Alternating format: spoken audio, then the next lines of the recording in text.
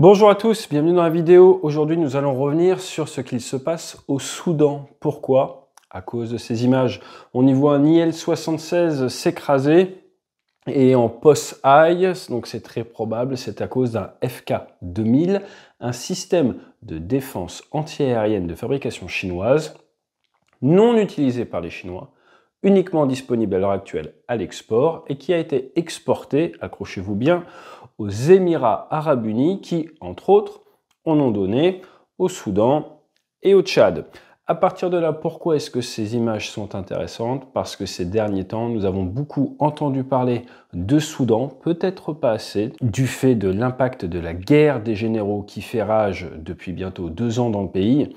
Ce que je vous propose dans cette vidéo, eh bien, c'est dans un premier temps, de manière assez macro, de vous permettre de développer votre conscience de la situation sur cette zone du monde. Ensuite, de mieux comprendre pourquoi nous allons entendre de plus en plus parler des combats dans cette zone. Et forcément, de revenir sur le FK-2000.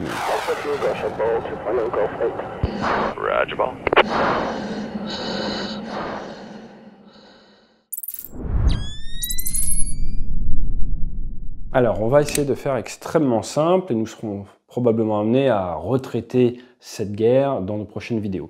Pour faire très simple, le Soudan a pris son indépendance en 1956 du Royaume-Uni. Il y a eu de nombreuses guerres, des guerres civiles et récemment, 15 avril 2023 pour être précis, la dernière en date, la guerre des généraux. Vous avez deux côtés. D'un côté, vous avez un général, Abdel Fattah al-Burhan, qui est le chef d'État et qui a pris le Conseil de souveraineté de transition. En face de lui, le FSR, pour force de soutien rapide. Derrière, il y a des soutiens. Alors, les soutiens du général actuellement au Conseil de la souveraineté de transition, qui a accès à l'armée de l'air soudanaise, c'est l'Égypte, la Turquie et dans une moindre mesure l'Iran. Regardez ces images flight radar, voyez des vols entre la Turquie et le Soudan pour venir aider justement le régime en place. Le régime peut s'appuyer entre autres sur l'armée de l'air soudanaise qui existe depuis 1956, qui a environ 160 avions de combat et qui récemment, d'après la presse, se serait montré intéressé par du J-10, à voir s'ils en reçoivent ou pas. En tout cas, de temps en temps, on entend parler de frappe avec ces avions. En face, ils utilisent également un petit peu la troisième dimension, mais plutôt avec des drones. Il y a de nombreuses attaques repérées, de nombreuses frappes, y compris contre les populations civiles, effectuées par des drones de la part des FSR. FSR, dont on a déjà entendu parler, c'était le 21 octobre 2024, quand ils ont abattu un IL-76 de New Way Cargo qui décollait des Émirats Arabes Unis et qui se rendait au Tchad. Il y avait des Russes qui pilotaient membres d'équipage. C'est ce qu'on peut appeler une sorte de friendly fire. Pourquoi?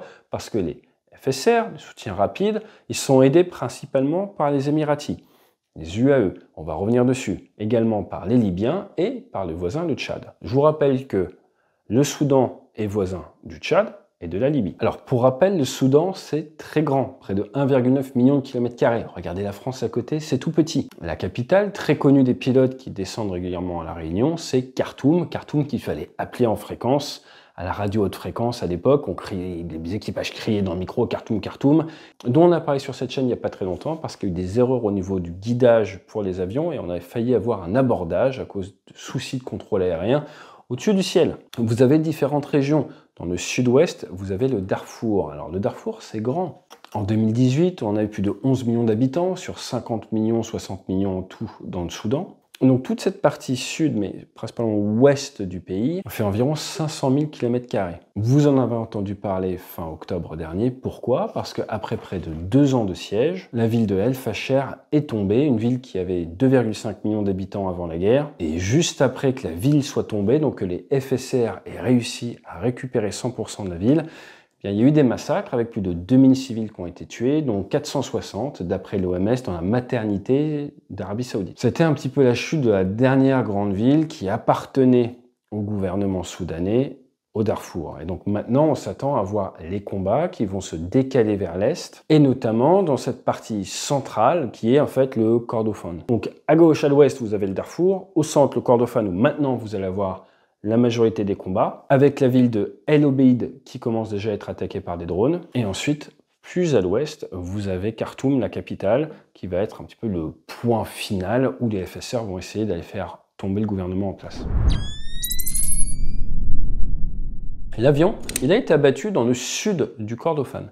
Donc on voit que cet avion de transport a été touché par un système, donc FK2000. Le FK2000, qu'est-ce que c'est? C'est un système qui est très bien pour faire de la défense de points.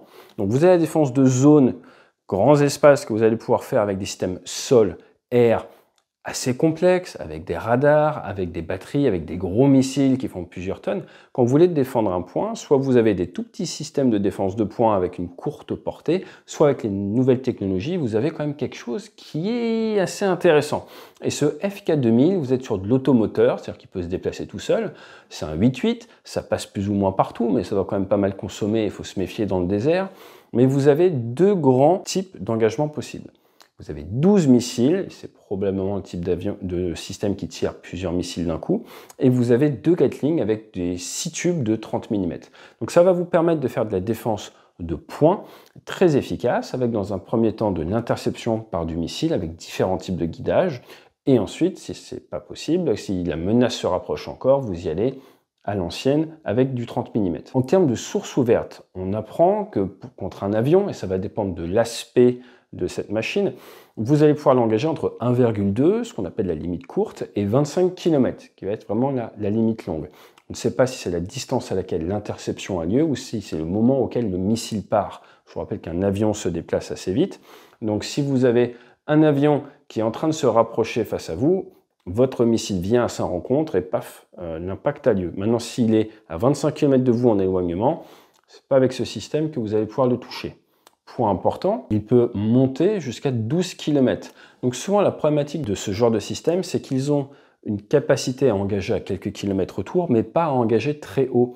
Donc quand on voit des systèmes, par exemple, solaires très courte portée d'ancienne génération, vous pouvez être avec des systèmes au sol qui protègent un point, vous arrivez avec votre avion de chasse, par exemple au niveau 200, et vous pouvez tourner au-dessus, et guider des bombes laser et tirer des bombes sur l'adversaire qui ne dispose pas de systèmes qui peuvent vous monter dessus. Donc on a toute une vieille génération de missiles sol-air de défense de points qui vont jusqu'à 3-4 mm d'altitude. Là, c'est remarquable, ça monte jusqu'à 12 km. Quand je dis remarquable, c'est vous avez besoin et vous avez nécessité de comprendre cette information, car à l'heure actuelle, il y a des avions qui survolent le pays.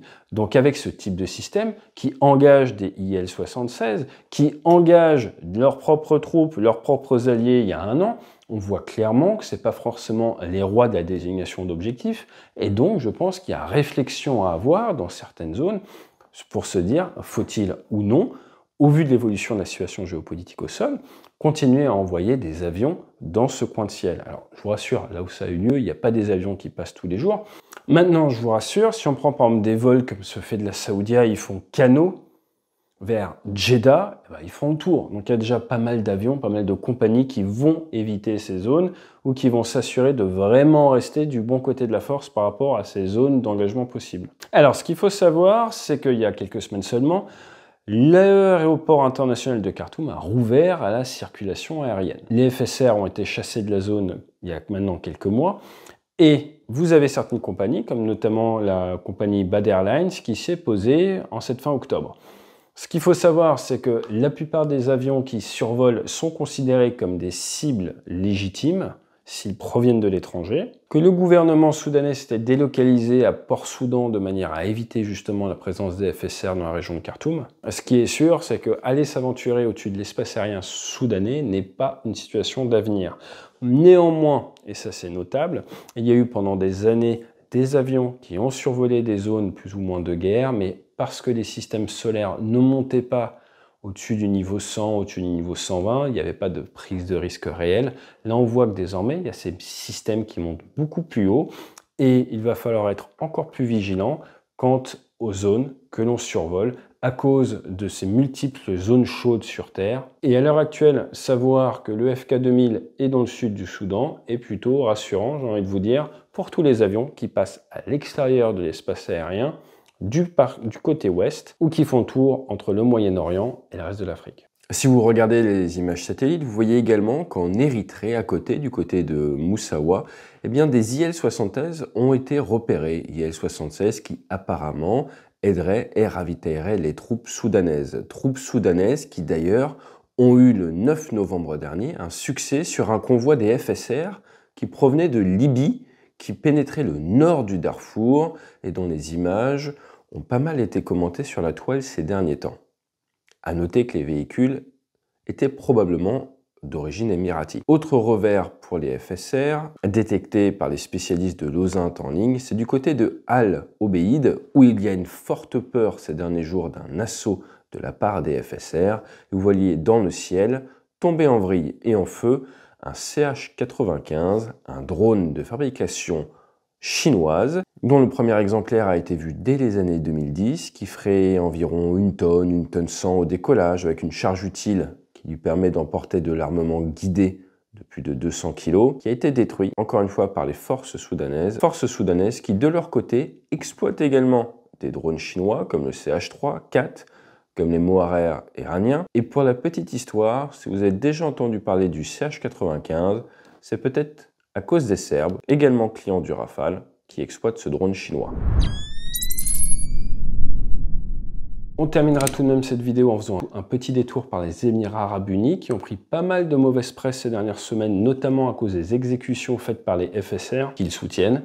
Pour rappel, les Émirats Arabes Unis connaissent la présence permanente d'environ 700 militaires français. On a la base navale à Mina Zayed qui accueille souvent Charles de Gaulle, mais également un état-major. On a la base aérienne 104 à Al Dafra. On a le 5e RC qui est présent avec un groupe tactique interarmé. Et c'est avec les Émirats que la France a signé le contrat du siècle. Et c'était début décembre 2021 pour 80 Rafale F4.1 et pour 14 milliards, avec également un package avec MBDA pour du Mika-NG pour des scalps et avec Airbus Hélicoptère pour des Caracal, mais ça je crois que ça ne s'est pas très bien passé après les négociations. Toujours est-il, les Émirats ont été traînés devant la Cour pénale internationale à cause de tout ce qui se passe au Soudan. Je vous laisse le loisir de plus creuser le sujet s'il vous intéresse. Nous, on continuera à s'intéresser à la partie 3e dimension avec un FK2000 qui a prouvé qu'il peut abattre un avion en haute altitude. Quand on voit les images, on voit clairement que l'avion était en transit à haute altitude et réussir à voler au-dessus du niveau 360 pour un IL-76 dans un vol où il va devoir faire déposer,